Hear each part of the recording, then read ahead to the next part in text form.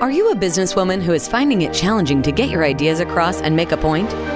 Welcome to Speakers Who Get Results with Elizabeth Bachman, a podcast dedicated to helping women get the visibility they want, whether making a speech or talking in a meeting. Every week, get valuable lessons from Elizabeth or learn from her roundtable conversations with experts and speakers on how to make a difference, not just a point. On to the show with your host, Elizabeth Bachman. Hello and welcome to Speakers Who Get Results. I'm Elizabeth Bachman, your host, and this is the podcast where we interview experts from around the world on subjects such as presentation skills, public speaking, diversity, leadership, and communication. My guest today is Oscar Garcia, who is an expert in LinkedIn and also about how to be different and to embrace your immigrant story.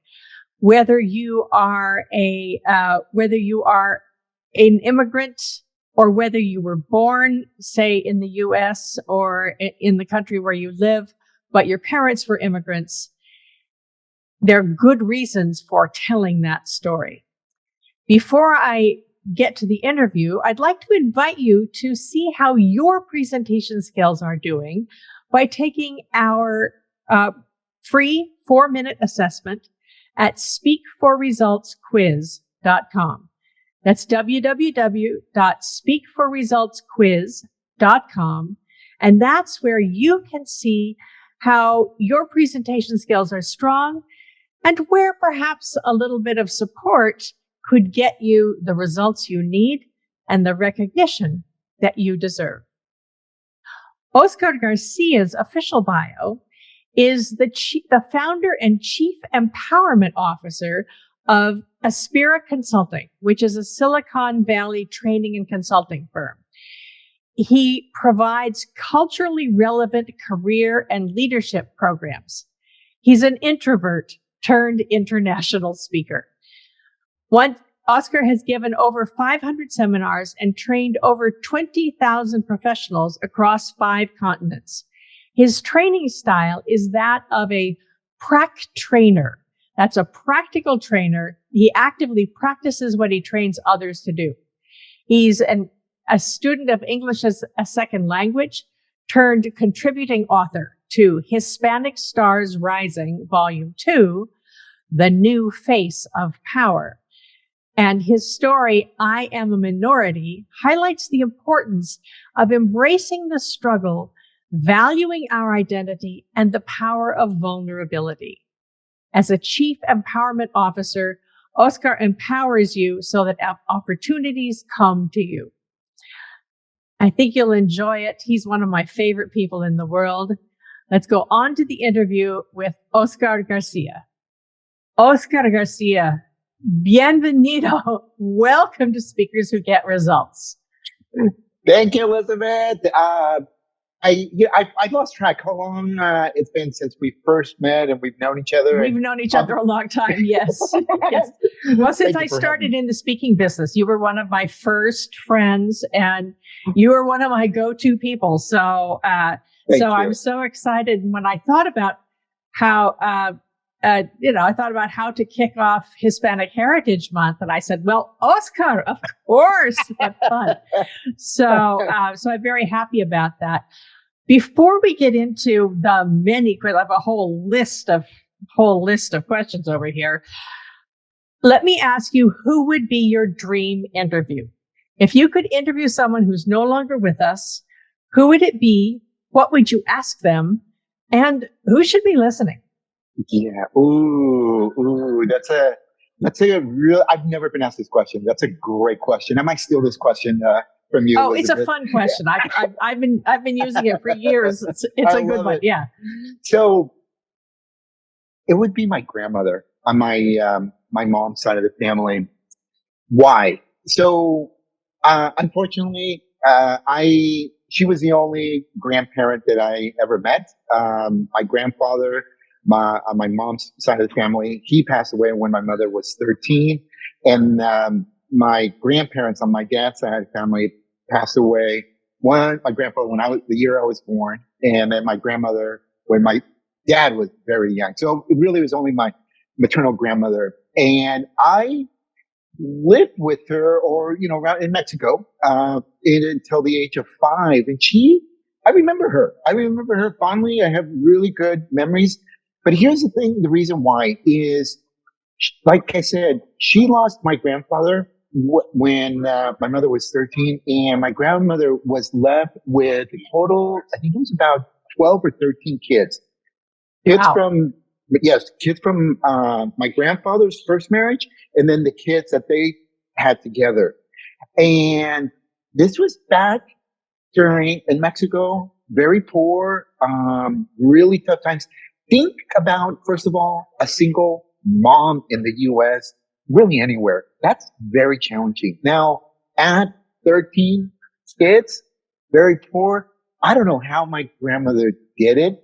There was no government assistance. There was no food, nonprofit that she could go to. And somehow this woman managed to raise all these kids, including my mother. And so today, we'll get into it here, but I'm really about cheering for the underdog, that resiliency. And so I would love if I ever got to, one day, because I do believe in heaven, I will meet my grandmother in heaven and I will interview her there. Wonderful. What a great story. So, Oscar, I wanted to ask you about Hispanic Heritage Month. And I have all these friends who are talking about Latino leaders and, Latino ladies, and then the Latinx celebration, et cetera, et cetera. Please, for those who get confused, can you explain the difference between Hispanic, Latino, Latinx, and is one of them more correct than the other? Yeah. I think even some of us Latinos, Hispanics, trying to figure that out too. So here's the thing, though, is so first of all, when we think of Latinos or Hispanic, it is a group. It's based on your ethnicity, kind of geographically, and also just your culture. So again, I was born in the U.S. My parents were from Mexico, so Mexican American. Mm-hmm. And over the years, though, in the U.S., there's been racism, discrimination, minority populations that have just been disenfranchised, and there's been this fight for equality. And so when we look at Hispanics or Latinos, first of all, back during the civil rights movement, the free speech movement during the 1960s, yes, in the 1960s and 70s, particularly on the West Coast, the California Southwest, which is predominantly of people of Mexican descent, started getting together and fighting for equality. And during that time, it was Mexicans or Mexican Americans. And then you get this young group of activists, young meaning maybe high school, college age, kind of what today we would refer to as maybe kind of the Gen Zs and millennials that are active out there in the movement. And they're like, you know what? We're going to claim our roots back to Aztlan, to Mexico, the Aztecs and so forth. And all of a sudden they came up with the word Chicano. Well, the government, yes, the U.S. And in fact, actually in college, my major was Chicano studies. Wow. And so, but during that time, the U.S. government started also coming up, as they oftentimes do, to come up with their own labels for different ethnic groups. And the government came up with the name Hispanic. Well, how do you think that fared with these activists, young activists? They're like, we're not going to let no government, U.S. government, tell us who we are and dictate. So there was this kind of conflict, and there has been with that word Hispanic. Between but remember, Hispanic and Latino, right? And Hispanics and mostly Mexican Americans. Because on the East Coast, we tend to have Cuban, Puerto Ricans, Dominicans that are also Latinos that we call today Latinos. Right. But and even in the Southwest, you also have some Mexican Americans that identify more Americanized and and so forth, and they embrace the name Hispanic. So well, and I have friends from New Mexico who say, "No, we are Spanish." My ancestors, their ancestors were colonizers, actually. Exactly. And this is what it is that the history of this country and of people of Hispanic, Latino origin, it's a very complicated history. Mm-hmm. And depending on what country, what part of the world you have your own history of being colonized, of being marginalized. And so over time, over the years, over the last 30 so years, we've had this name change to, well, you don't really hear Chicano reference really anymore. You hear more Latino or Latinos. And then over the last maybe 3 or 4 years, we're now hearing Latinx. Latinx, again, coming more from the younger generation. So to Latinx, be more, as opposed to Latino, Latina. Yes, because the Latinx is more inclusive, to include and more gender neutral, and to be more inclusive of LGBTQ, and plus and so forth. So I will tell you, for me personally, I know who I am. And I said this before, I don't give a rip what you call me. You can call me a booger picker. I have no problem because I know who I am. And what I tell people is, at the end of the day, if you are confident in your identity, I don't give a rip what you call me, because I know who Oscar Garcia is. That's my goal. And that is my goal for everyone, is for us to get to the point where we are confident in our identity and the value we bring to this country, and everyone else can go take a flying leap with your labels. Yeah. I remember, I first really learned Spanish because I was working in Puerto Rico with Opera de Puerto Rico. And so I was working on Spanish, and I was fluent in Italian, so that helped. But then I really learned Spanish the year that I worked in Argentina, and I was stuck in the capital of Buenos Aires, the state, not Buenos Aires, the city. I thought I was going to Buenos Aires, the city. It wasn't the same. It was a much smaller place. But so I learned Argentinian Spanish. Yeah. And they didn't call it Espanol. They called it Castellano from the Castilians. Yeah. So there's all sorts of variations. There is. Whatever it is, we are recording this to broadcast to celebrate Hispanic Heritage Month, which I know is the government designation. But really what it's about is the movement to get more Latina leaders are seriously underrepresented, especially in the upper levels of business and companies. So that's what this month is about for me. Every time I do a featured month, I am featuring experts who just happen to fit in a category. When I did Pride Month, when I had just started the podcast, it was experts who happened to be gay, and so forth and so on. So because you are an expert in storytelling, speaking, career, LinkedIn, and you've spoken all over the world, so thank you, the U.S. State Department has hired you, sent you around the world. Now that we've talked about this, why do you talk about embracing your immigrant story? Even if you are actually U.S. born, but native born, but from immigrants. Yeah.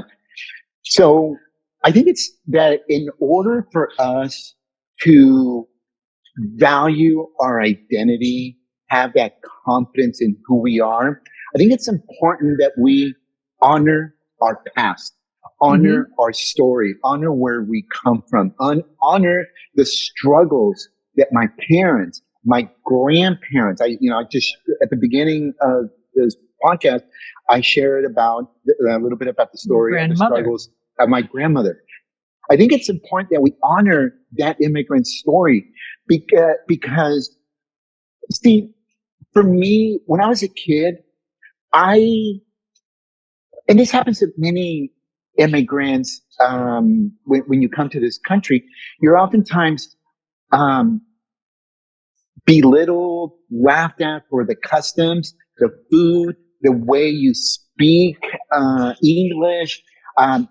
Kids used to make fun of me because technically English is my second language. Granted, I learned it how to speak in kindergarten, so it was a lot easier for me.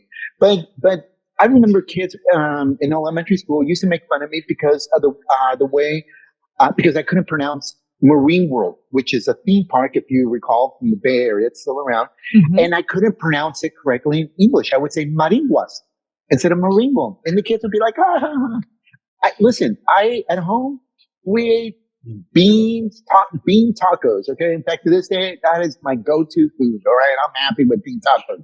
I didn't eat peanut butter and jelly. Yeah, exactly.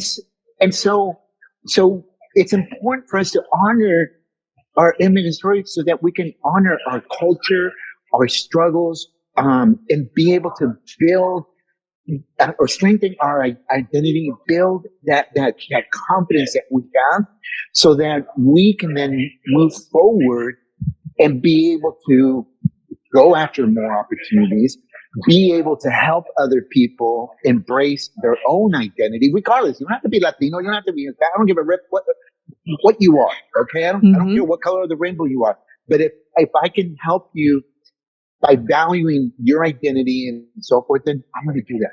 So that's why I think it's important for us to embrace our immigrant story. Well, and as speakers, so we're both speakers and we both teach communication, embracing your story, whatever it may be, often there's a thought of, well, I have to blend in. And so if you embrace your story and talk about why it's relevant, whether you're a Syrian in Berlin, living in Berlin, or you're from Somalia and you're living in Stockholm, or it's worldwide. There are so many different people and cultures. Yes. Anywhere that anybody's listening to this podcast. Yes. How can we have our story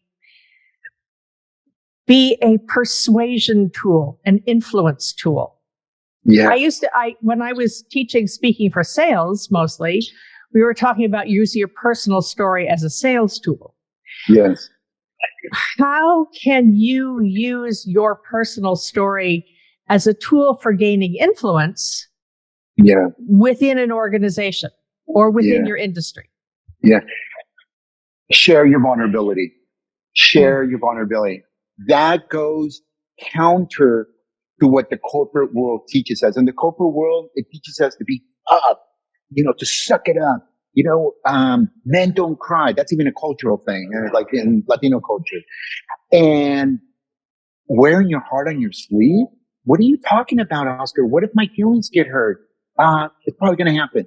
But here's the thing, Elizabeth, is that at the end of the day, it's not business to consumer sales. It's not business to business sale. It's human to human connection. And one of the fundamental ways that you and I can connect with each other, or to turn a stranger into a casual acquaintance, and then that casual acquaintance into a friend, is by us being open and sharing some vulnerability about ourselves, some part of our story. I created my very first story that I shared on LinkedIn, because you can write articles. The title of it is I Am a Minority. And in that story, I share part of our journey of us coming to the U.S. and my struggles and so forth. But I also shared in that story about my mother being undocumented when we returned to California. And some people are like, oh my gosh, Oscar, why would you share that, especially on a professional platform like LinkedIn? And I would tell people, because that's my story. That's my mother's story. I can't change it. I don't want to change it. And it's part of what made me who I am today. And yes, I had some people that said negative things, but I had way more people that began to open up and say, hey, you know what? I'm undocumented, or my parents were undocumented, and this is what happened. And all of a sudden, for me, Elizabeth, by sharing our vulnerability and in this part of the story, I began to realize, like, when I open up to you, Elizabeth, and I share something that's, again, maybe a little embarrassing or something, I'm taking a chance. But not always, but most of the time, you then open up and you share something vulnerable about yourself. And it's like these stair steps. Now, I went up one flight of stairs, shared something vulnerable, you share something vulnerable, and now we're at the same level. And then we keep going up. And before you know it, it's like this pyramid. We're at the very top together. Yeah. And our relationship is stronger now. Well, one of the things that I really like about this is the thing that I learned in sharing the personal story is it has to be relevant to the audience. Yes. So rule number one, make it about the audience, talk about something that they care about. Yes. And when I was first learning the logistics of speaker training, they said, share the worst part of time and how did you get back? What's your deepest, worst point? And I used to talk about it and people didn't understand because for me, it was something for within the opera business. And unless you were in the opera business, you didn't understand. And also because the turnaround story there were two parts of the turnaround story. And what I learned was I could share the second half of that, which was a real, where I learned to ask for money, actually, and how terrible I was to start out and how I learned to embrace that and then got the success. That was something that made it a better story. So in terms of when someone's asking you, okay, I want to share my immigrant story, how do you choose what to talk about? So, like you said, it is important that we know who our audience is. I was, for example, about 3 weeks ago, I had the opportunity to be the closing keynote speaker at a regional conference in the Midwest. And the people in the audience were career administrators, meaning these are folks that work for a career services department at a college or university. And then there was also employers that recruit college students. And so when I shared part of my immigrant story, the parts of my immigrant story that I shared how my, for example, when I was 11 years old, here in the U.S., every weekend, we would go to the slaughterhouses and with my dad, and we would slaughter a pig, cow, goat, and sell fresh meat. Because in Mexico, my dad was a butcher. And I shared how I didn't like doing that I was embarrassed, but what are some of the skills that I learned, like a work ethic, like delayed gratification, and those, what we call today soft skills, I translated that into a career narrative for these career services professionals, these employers. So it's knowing, like you said, your audience, and then taking those bits and pieces of your story and applying it. Quite frankly, it's like, it takes practice. It's going to take practice. And, but if you keep at it, you become like a chef. You have the ingredients, and someone comes up to you and then says, you know what, I want a sirloin steak with this, and that, and you're like, chop it up, and here you go. Okay, yeah. But that's how you do it. Know your audience, share some vulnerability, but also with practice, you get better and better at being able to get bits and pieces of your story to share it and make it impactful and relevant to your audience.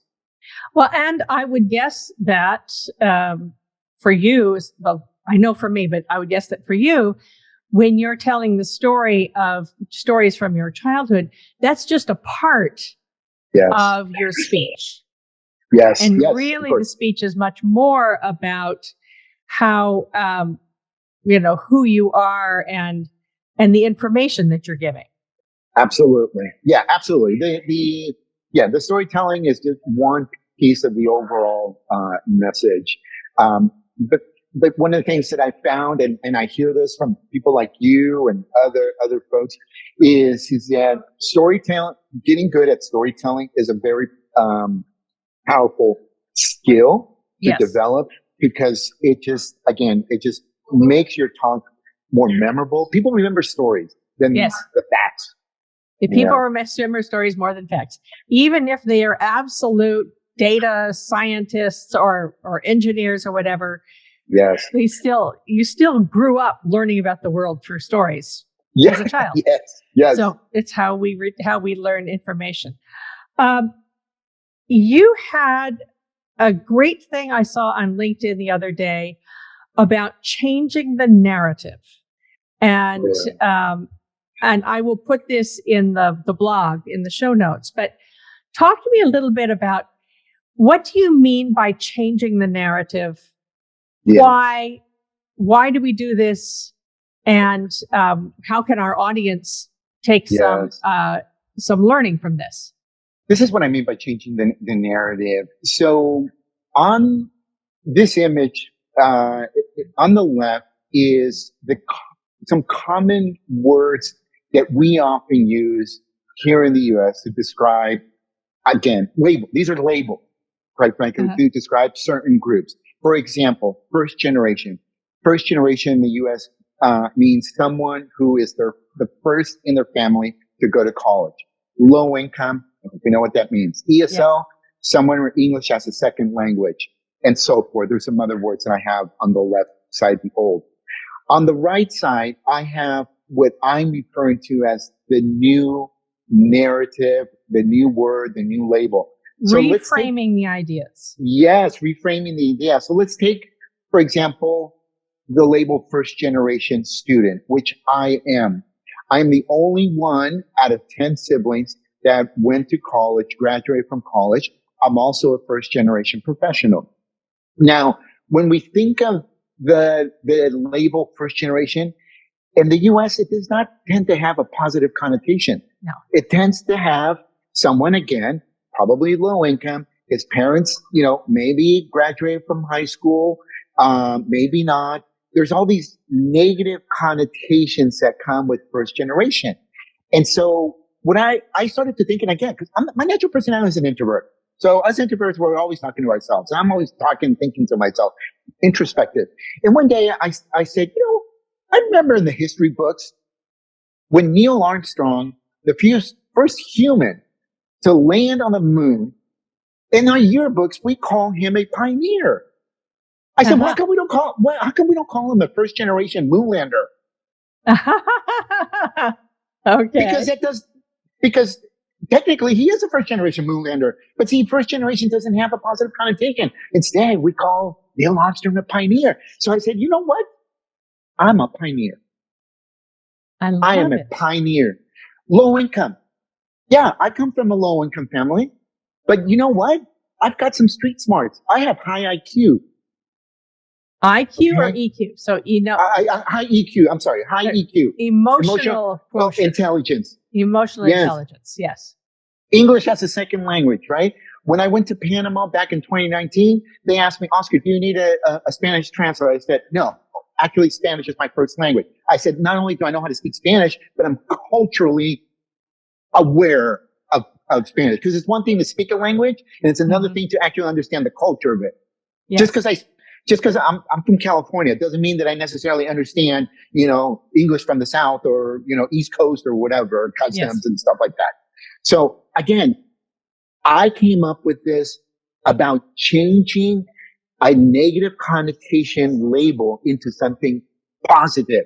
Because when we view ourselves from a positive standpoint, then again, it increases our self-confidence and belief in ourselves. But see, here's the thing. For those who are listening, instead of English as a second language, you call yourself multilingual. Yes. Yes. Yes. Because here's the thing too that I realized, Elizabeth. I mean, for me, this is actually a message more to the individual, because I'm not going to change the government. I'm not going to change institutions here, nor am I interested in fighting that battle. It's about me. That's why at the beginning, when you asked me about, Latino, Latinx, Hispanic, and I told you, listen, I know who I am. Yes. Right. That's the why. most important thing. Yes. Yes. To honor our ancestors and to know who we are now. Yes. Yes. Yes. Well, Oscar, what would you say to someone who is of Latino or Hispanic descent, who is finding themselves dismissed, ignored, not getting the recognition that they deserve? What suggestions do you have? Right. So first off, it is find a group that you feel that supports you, that you feel comfortable, belong. There is power in numbers. There's comfort in being around a community. In fact, for those of us Latinos, community is very important. In fact, I remember my parents saying that our blood family our family isn't just our blood family, it's our community as well. And so I find a support group or a mentor where you can connect. Number two, today, more than ever, we have the ability to use technology to get our message out there. Back in the day, Elizabeth, you and I, if we wanted to get on the local TV station, I mean, you had to be a really superstar and beg someone at the TV station to get you and interview you. Most often, it probably wasn't going to happen. Guess what? Today, flip on a YouTube channel and start creating content. The newspaper.